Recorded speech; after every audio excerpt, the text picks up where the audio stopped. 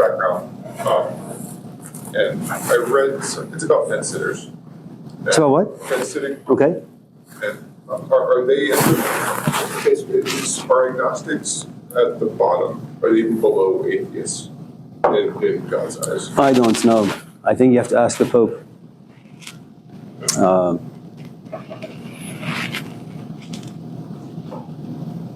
Yeah, I don't know. Anyone else? Kendra? I was wondering if you would talk about giving up with understanding versus giving up without understanding. Okay. So giving up philosophy. Julian? You talk about sympathy, and is it wrong to pretend to sympathize? That's good. Michelle? I don't have. Okay, that's fine.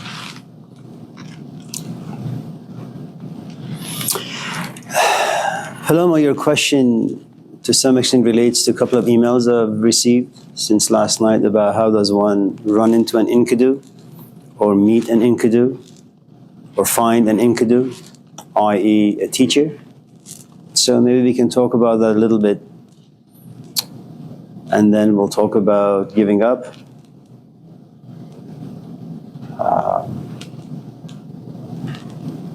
And you put that in two branches. One, giving up because you've become hopeless. The other, because you can't reach it. The other is you've given up because you've understood. At the same time, you can't reach it. And then sympathy. Hello, Norma. How's Costco? Great.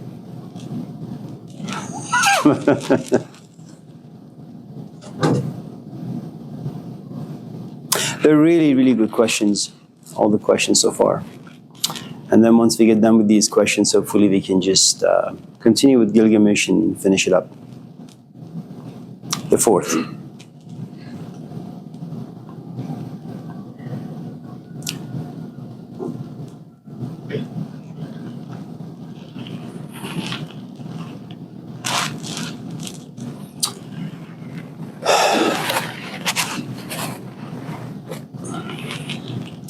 You know, the word education means to bring out.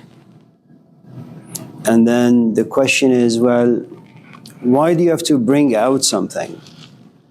Well, you have to bring it out either because you don't see it, and therefore you have forgotten it. And if you don't see something and you have forgotten something, you have no desire for it. It's just not there. And even if once in a while you hear of it, it may inspire you, but the desire is not strong enough to push you towards a quest to find it.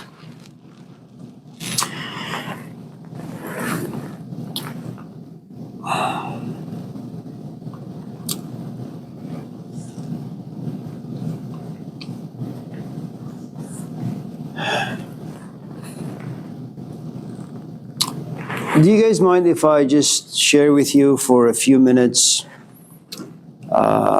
And forgive me for kind of indulging in this, a little bit of my own life. Would that be okay? Forgive me. Okay, Eric? Sorry about that.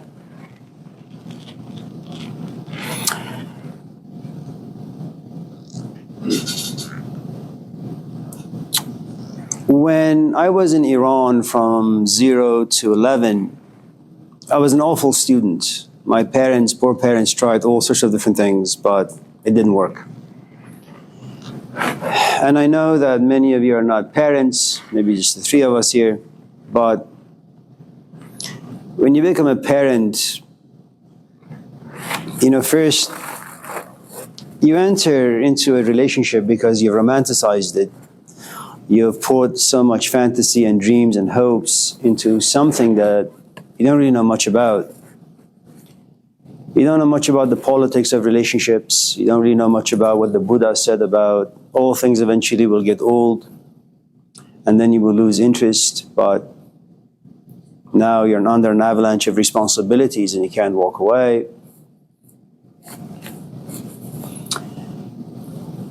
And so there comes a point in any relationship, I suppose, where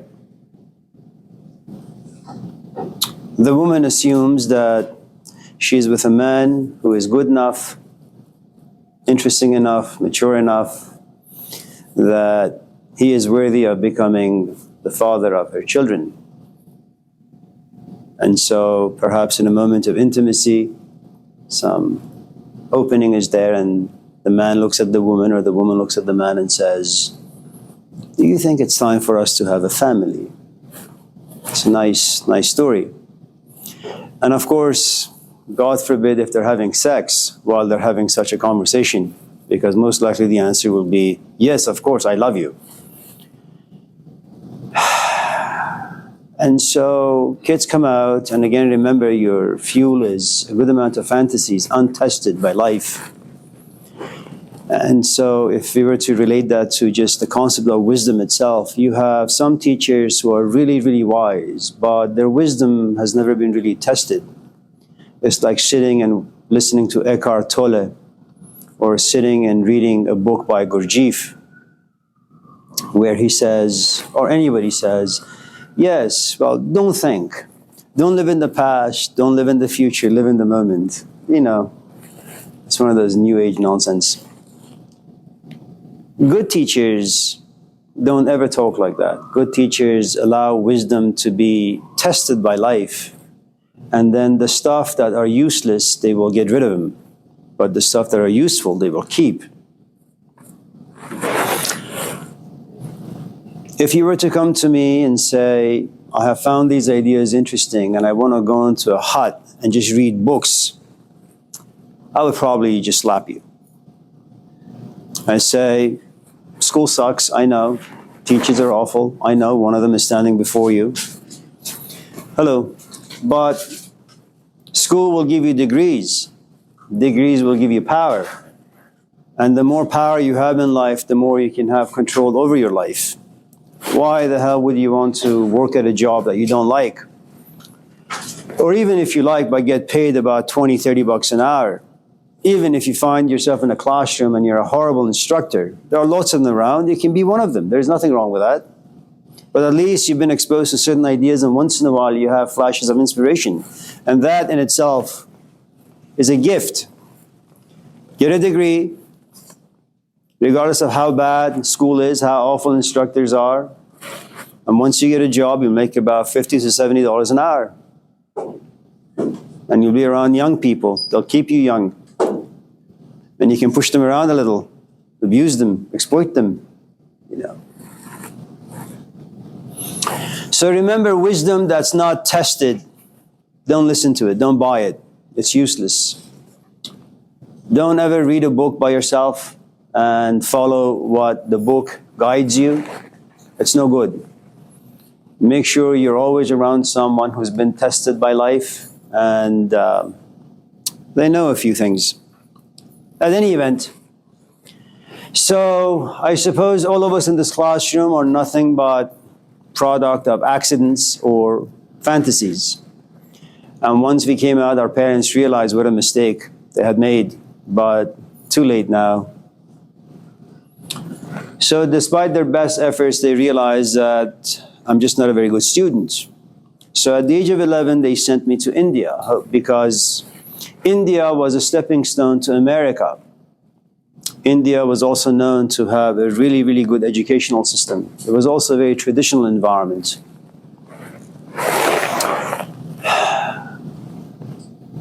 The school automatically would send our grades back home, and every time my parents looked at my transcript, they'd be horrified. So one day, my father calls and says, "You're coming home, you're staying here for about 2 months or so, then we're going to go to America because your aunt has moved there. She was going to UC Davis to do her PhD in physics." So, come here, and I drop out of school. Now keep in mind, I'm an immigrant. And the only way you can be legal in America and stay legal is by having at least 12 units, being in school, not having a job. If you're an immigrant and you want to survive in America, you have to lie, you have to cheat, you have to do all sorts of crazy things, to sustain a life. But you're also very young, you want to hang out with your friends. And we're talking about the late 70s and 80s. Life is simple, especially for us. Our definition of fun was to simply go hiking with our friends, sit together and watch a movie, play music. There were no drugs, no alcohol, no partying, no sexing, none of those things were involved.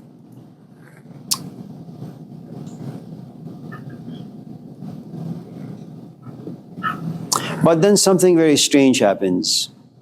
As you get older, you realize your friends are graduating from school. They have a job, they're married, or maybe they have companions. And so you look at your friends and then you compare yourself to them and you realize you've amounted to nothing. You're a complete disappointment to your parents.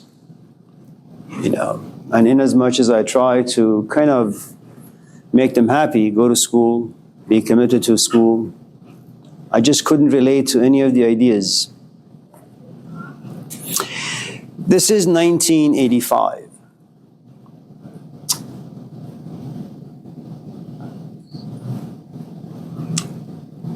My mom's cousin, his name was Hussein.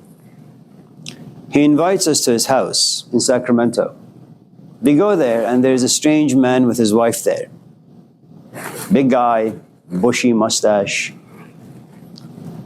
very forceful, very aggressive. His wife, the complete opposite, an introvert, very sensitive, very quiet. And he said that he's opened a Persian mini mart in Sacramento. The first Persian shop in Sacramento. I said, oh, do you carry ice cream? Yeah, of course I carry ice cream.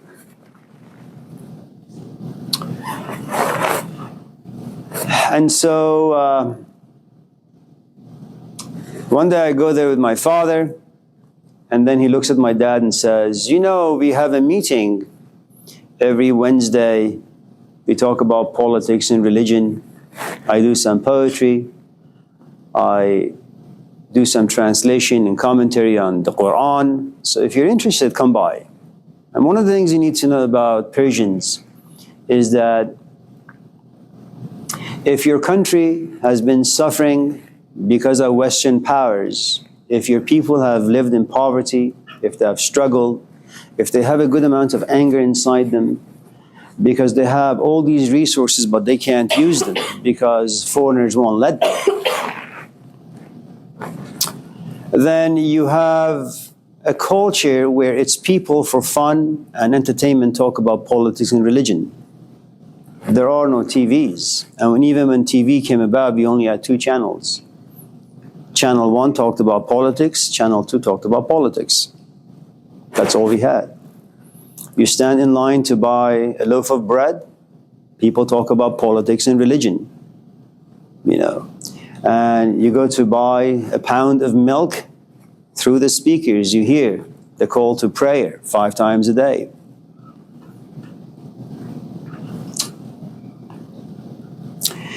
So my dad, being a political junkie, he said, yes, I'd love to.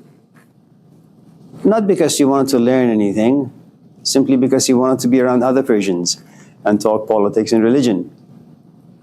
So we go there every Wednesday for about 4 or 5 months. The guy who was guiding these gatherings, his name was also Hussein.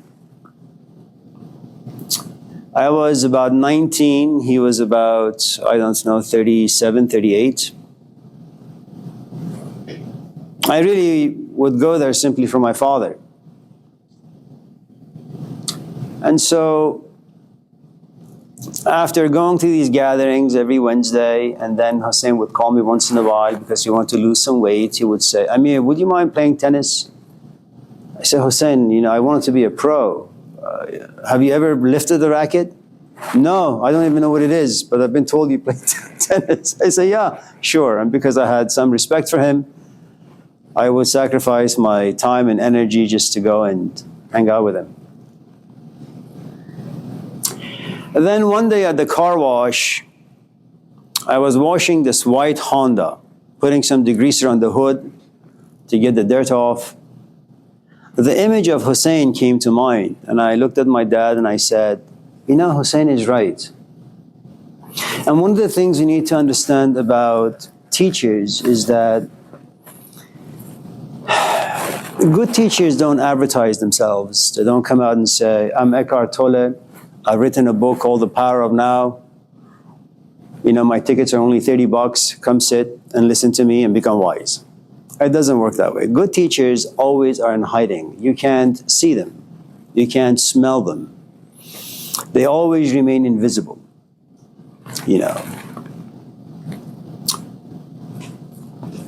And so I turn to my father and say, Hussein is right. It's what in Persian poetry we call thief at night. And if you want to know what a thief at night means, we had flat roofs back home. Summertime gets really, really hot. We had no air conditioning. And so all of us, like 20 of us, go on the roof to sleep. We wake up one morning, my mom goes downstairs, and all of a sudden she screams.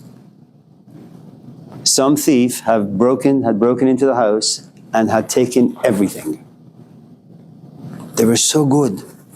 They made zero noise. Thief at night. It's like one morning you wake up and you say, yeah, I was hanging out with Johnny for 5 years, but all of a sudden, I feel like I love him. There are these moments, these openings, where you catch yourself feeling a certain way, thinking a certain way about a certain person.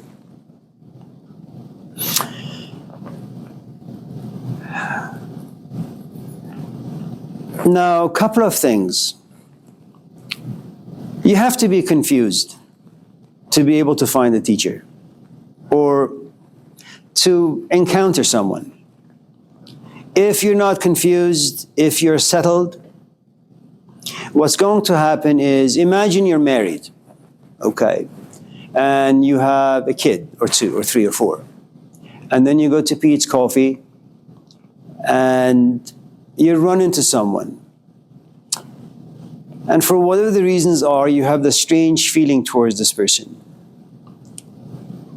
And because we are creatures after beauty, because there are certain emotions inside us that we really enjoy, you all of a sudden find yourself in a very strange place. Should I go and ask if he would like to have some coffee with me? Or should I just go home to my husband or wife or kids?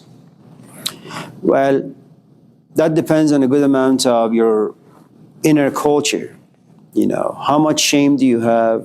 How much guilt will you have afterwards? Should you get caught? What do your parents do? Do you fear God if you happen to be Catholic? So you have all those components at play.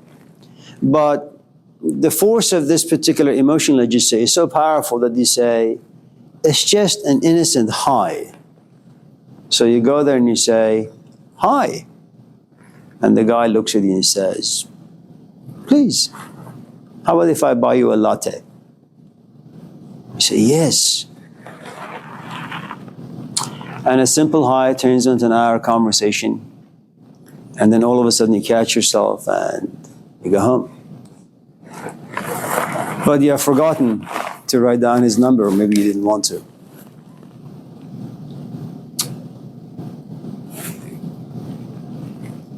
Now, if you happen to be married with children and you have this powerful set of emotions for this new person, there's a good chance that this emotion is going to create a distance between you and your husband, you and your kids, because you keep imagining this man. And the more you imagine, the more you nourish the imagination, the seed that was just a tiny seed of attraction is now fully blossomed into infatuation, perhaps, maybe obsession, maybe some shade of love. And now you live in two worlds. As your distance between you and your husband grows, your distance between you and this other fellow diminishes more and more and more. And then you begin to sacrifice your time and your energy and your physical body.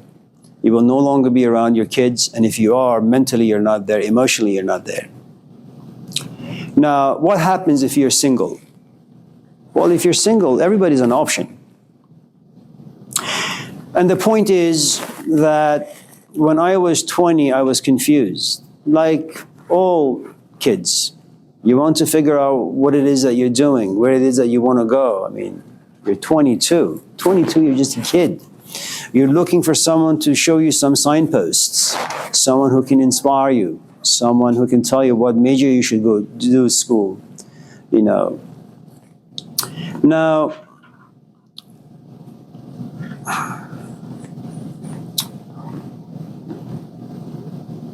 if you're confused and you fall in love with someone who you think, assume, knows, then whatever it is that you want to do first, you ask their permission. Hussein, I want to go to school. Should I do business? Should I do this? Should I do that? And he said, I've talked to your mom, you know. You've been a complete disappointment. Nobody cares what you should do in school. Just get a goddamn degree.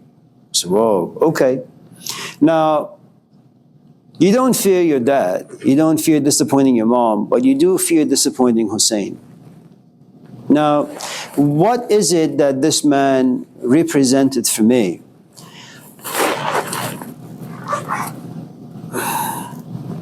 You know, if there are parts of you that says, I want my life to be without wrinkles. In other words, I want to be around someone that doesn't get too old too fast. I'm not talking about physical. I'm talking about like emotionally, I want to be with them and I want this relationship to be exciting. Because everything has a shelf life. Everything does. The question is, what sort of a shelf do you want to hang on to? Do you want to hang on to a shelf that will expire in 2 weeks? Do you want to hang on to a shelf that has contents that will expire in 2 years, or 5 years, or 10 years, or 20 years? The better shelf you choose, the longer that desire is going to remain alive. Okay? Now,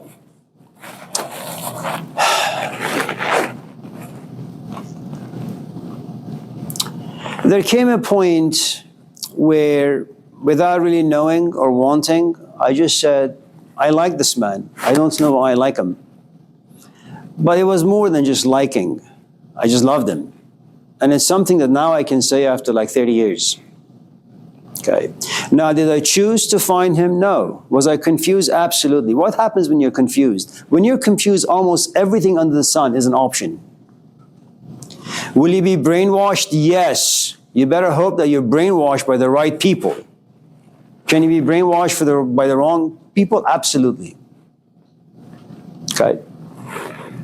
Now, I was lucky because this was a man who wanted to remain invisible. Even when he passed a couple of years ago, because of cancer, he told his wife, I don't want my gravesite to be marked. I mean, I don't know if he was cremated, it was buried in Sacramento, in Novato, in where, no one knows.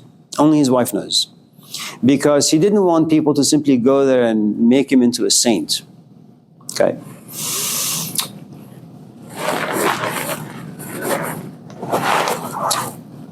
So,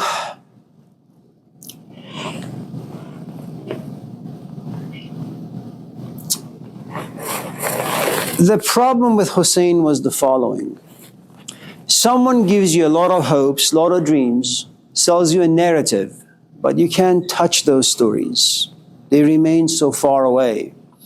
And so, you know, if, for example, I long for you, well, you have a physical body. I'm attracted to the physical body. Maybe we have conversation. Maybe I'm attracted to the way you think and feel about things. But you are only 20. There is only so much depth to you. You and I may hang out for 6 months. After that, I will no longer be interested. And this has nothing to do with the way I feel or think about you. It's just the way our organism functions. Hussein had a great depth to him. The way he would translate and give commentary to the Quran or to the poets such as Hafiz and Sa'di, unbelievable. He embodied this thing called perfection and beauty. Now, could it be possible that I projected all those things onto him? Absolutely. Now, there are a couple of things you can do. You can either project beauty onto Brad Pitt. The only problem with Brad Pitt is after a while you'll come to realize he likes drinking more than he likes you. He gave you beauty. He embodied beauty. Okay? And he inspired you. And kind of like Pegasus, you realized that you had wings, that you never imagined yourself to be a poet, but you began to write poetry. You never imagined yourself to sacrifice because you've been self-centered most of your life. But all of a sudden, you begin to write poetry and begin to self-sacrifice. And then little by little, time and life gets in and you realize, well, he's only a drunk. Without a script, he doesn't know how to talk. He doesn't know how to think. You guys should watch this interview that was done with Brad Pitt and Shah Rukh Khan. He is an Indian movie star, Shah Rukh Khan. Just sit back. It's about a couple of hours. Just as an experiment for yourself. That you have a man who's American, acts really well, but doesn't really have much depth because he comes from a culture that doesn't have much depth. Versus Shah Rukh Khan, who comes from India. It's about 5,000-year tradition, a great amount of depth. The culture itself is profoundly rich with ideas. Okay? And so when the interview is being, when they're being asked questions, usually Brad Pitt's answers are maybe 2, 3, 4, 5 words. Shah Rukh Khan gives a sermon. Okay?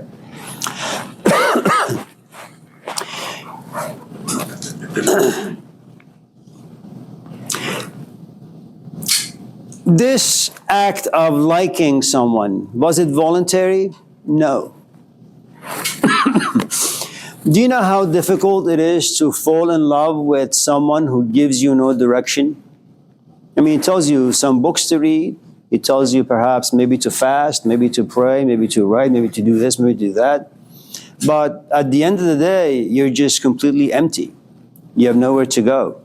One of the other things about these ideas is that they push you within yourself. It's like when your boyfriend leaves you, what grief does, it pushes you to go inside you. You don't want to come out.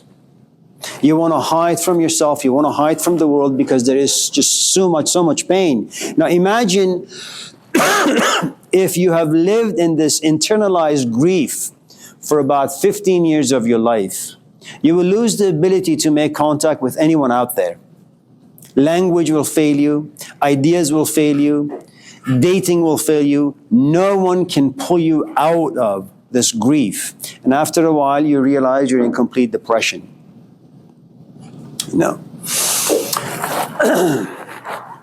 So for those of you, again, to make the long story short, for those of you in this class who are looking for perhaps a teacher of sorts, and we are talking, since this is a religion class, we're talking about teachers of wisdom. And as I shared with you before, no one can give you wisdom. You can go to the library and read books and then come out claiming to be wise. It is not simply about the knowledge that you may have inside your head. It's not about the information or data you may have inside your head. And God forbid if you have gained some insights or wisdom from life, but those wisdoms or insights have been untested. Because then you're going to go around telling people nuggets of wisdom, but because they're untested, they'll probably be poison for others. So you have, again, teachers who are wise with no experience, and you have teachers who are wise with a good amount of experience. People, wise teachers with a good amount of experience usually create a cult. I'm not talking about cult like David Koresh and the UFO people in Los Angeles who are all dead. Yeah. Are you referring young and seasoned teachers? You can be young and seasoned. You always have to be old and seasoned. Oh yes. Yeah, young teachers are no good. Yeah. If you want young teachers, go to Berkeley. They're all wearing like a gown of sorts, a turban, long beard, lots of bracelets, necklaces.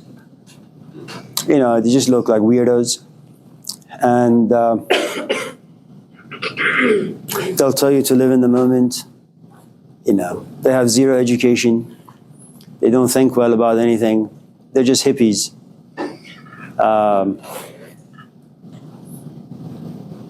They just suck as human beings. So if you ever see them, just run the other way.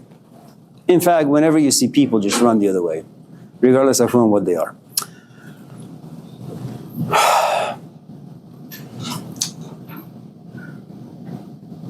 Let me, if the story I shared with you was a little complicated, convoluted, uninteresting, I'll share you a story from Zen Buddhism, and then we'll go to the next question, and then hopefully we'll continue with Gilgamesh.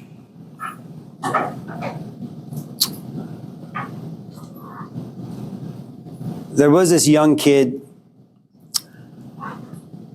who wanted to find the moon so he could look at the moon and be basked in the moonlight. He had asked around, and he had been led astray for many, many, many years, and accidentally came upon this old man. He looks at this old man. He looked a little strange. The young kid looks at him and says, "I'm looking for the moon. Do you know where it is? Can you take me to it?" And the man says, "Of course. I've seen the moon plenty of times. You want to go to it? I'll take you to it." Okay. Now, the first 2-3 years of their encounter, this young kid would always ask this old man, "Tell me about the moon. What color is the moon? How big is the moon? What's the shape of the moon? When does it come out? When does it go into hiding?" Then, on the third year, something very strange began to happen. This young kid looks at this old man and says, "So how old are you? Do you have a wife? Do you have children? Does your back hurt? Should I carry you?" And all of a sudden, the questions that had to do with the moon were never asked. From that point on, the kid asked about this old man, who he was, what he was, how he was. And that's one of the things you need to understand about your relationship with and to a teacher once you find one. Initially, it's about truth. Initially, it's about wisdom. Initially, it's about clarity. But after a while, you realize you don't really care about clarity or truth. You just care about the man or this woman that you're working with. You want to get to know them. All of a sudden, you no longer care about the moon. You just care about the moon that lives inside this man or this woman. And then you catch yourself once in a while. You say, "I took this quest because I was interested in the moon, but all of a sudden, the only thing I'm interested in is this man. How is that possible? Am I a counterfeit? Am I a student? Am I a student of moon, or am I a student of this man?" And the truth is, they're both one and the same.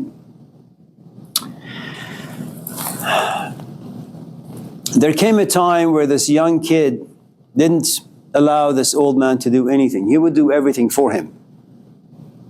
Because all the questions that he would have, and he would ask this old man would answer. He says, "If this man can answer all my questions, what need is there for the moon?" You see, the old man didn't forget why this young man is on the quest, but the young man had forgotten. You see, when you fall in love, it's all about love. After a while, it's about the person. And that's where things become bad.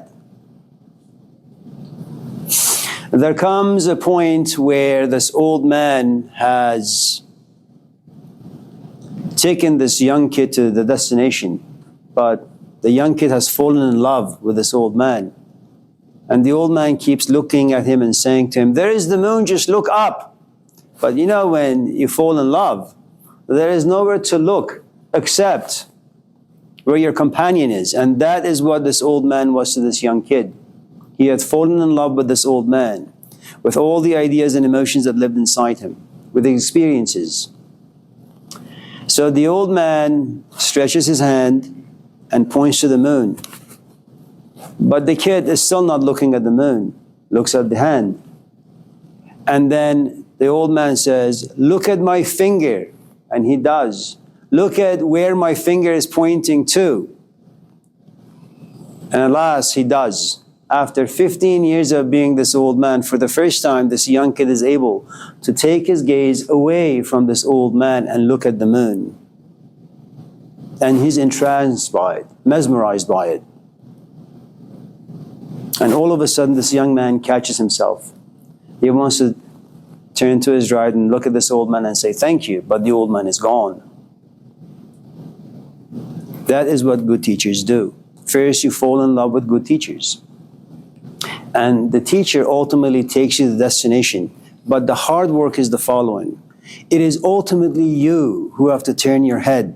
It is ultimately you who must have the capacity and the strength to take your eyes away from the teacher and look at the moon.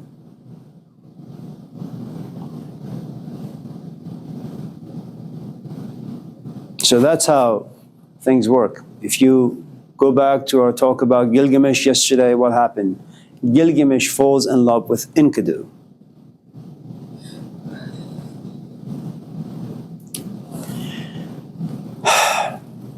Do you have any questions before I... Yeah. A real quick one about the last thing we said. Yesterday, you asked a question of what tames power, and I put innocence right next to it. But is it innocence or is it love?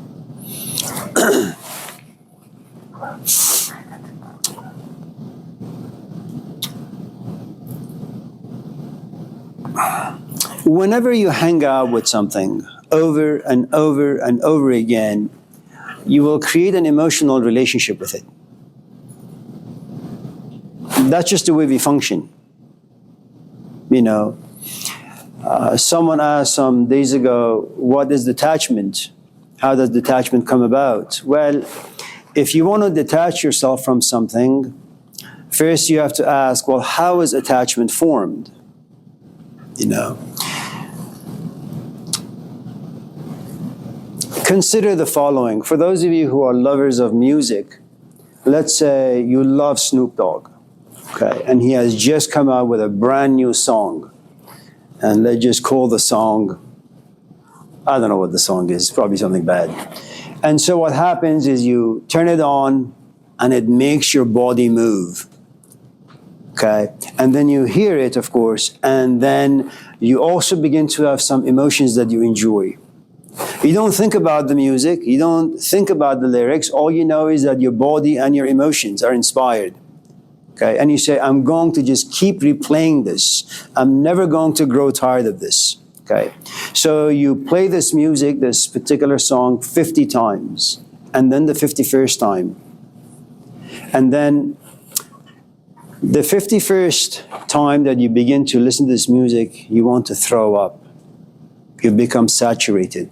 It no longer makes you feel anything. You're disgusted by the whole thing. And now you begin to perhaps think about the music a little bit, the lyrics, the way he looks, the video, how disgusting it may be. And then every time this music is on the radio, you just change the channel, or you just turn it off. Now, unless you are saturated, detachment is very, very, very difficult. In other words, you have to do the same thing over and over and over again. Remember, when you do something over and over again, you create an emotional narrative. It gives you purpose. It gives you meaning.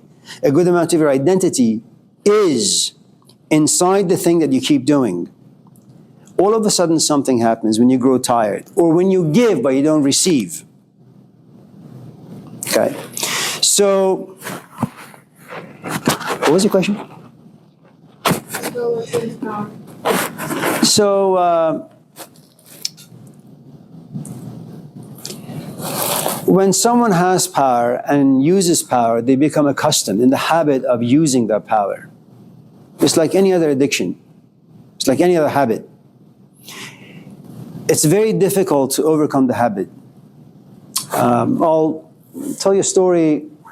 A Little House on the Prairie. You guys know what that movie? Most of you don't. Anyways, YouTube it.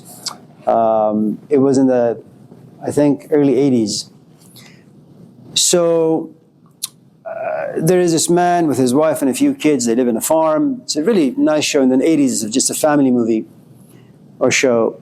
And so his son begins to experiment with some drugs. And then he becomes addicted to the drugs. And his father tries to do all sorts of things to make him quit, but not possible. Because even though your mind says quit, your body demands this particular thing in your body. You have this emotional relationship now to this drug, okay? Now remember, just because you desire something, it doesn't mean that you have the power to make the desire come to life. You need resources. Add to it, you need will. But as a novice, you don't have resources and you don't have a strong will. Someone from the outside must bring those things to you and for you until you're able to just nourish yourself at a certain point. So the ultimate remedy that was given to the father is this: tie his hands and feet to the bed. Stand outside, lock the door. Your son will scream. And as a father, you will have no choice but to hear your son screaming. You will cry. Don't open the door. Don't hold him. Don't give him drugs. Have the capacity to hear, to have your heart broken, but don't make any move towards your son. Let him scream. And that's how the show ended, that particular episode. His son screamed and screamed and screamed for hours. Once in a while, a sister would go and give him some food, some water, and then would come out. And then the screaming would continue. If that's a little difficult to grasp, watch the movie The Last Samurai. You have a guy who has this trauma on the inside because he was a soldier. He killed a lot of Native Americans. He can't live with himself because he feels as if he was lied to by his captain. So the only way he could forget the scenario was to drink. He became an alcoholic. And so when he was captured by the samurais, all he asked for was sake. I just want to drink. I want to get drunk because I want to forget. To remember is far too painful. Okay? And remember, that's one of the things that good teachers do. They remind you how pathetic your life is. Because once you get in the habit of having your teacher just talk to you, those are the conversations you begin to enjoy. And no one else in your community can bring that about. So every person out there will be a disappointment to you. Okay. The point ultimately to your question is, someone has power, they become addicted to the power. How do you remove them from this addiction? Do you want to remove it completely? Do you want to remove it for a minute, 2 minutes, 10 minutes? I've been on this stage for about 30 years almost, a little bit more, teaching. It has an addictive component to it. I come to class, I have all you guys listen to me. And what exactly do I say? Nothing really.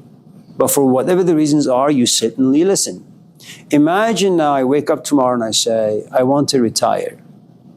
Well, it's a nice desire, it's a nice thought. Do I know if I have the capacity, if I have in the right stage to actually be okay with not having any classes to teach, anyone to listen to? Will I be okay just looking at my wife? Will I be okay with just looking at my kids? Will I be okay just being in the backyard? What's going to happen to my brain? Is it going to just rot? Am I going to write? I have a tremendous amount of power. How do you remove this power from me so I can be okay with not having it? Well, I haven't really been tested, so I wouldn't know.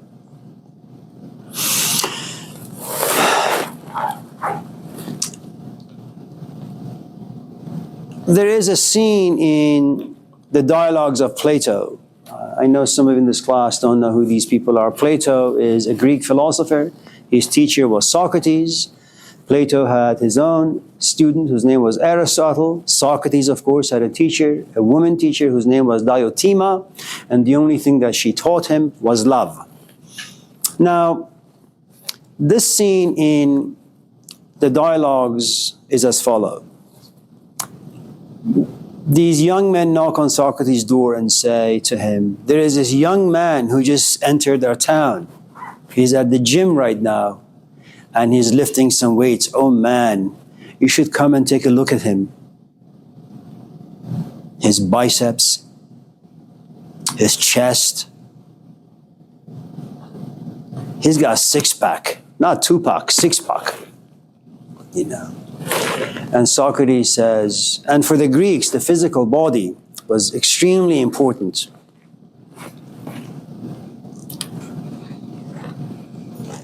Hello, Akin. How you doing? What? It's good to see you.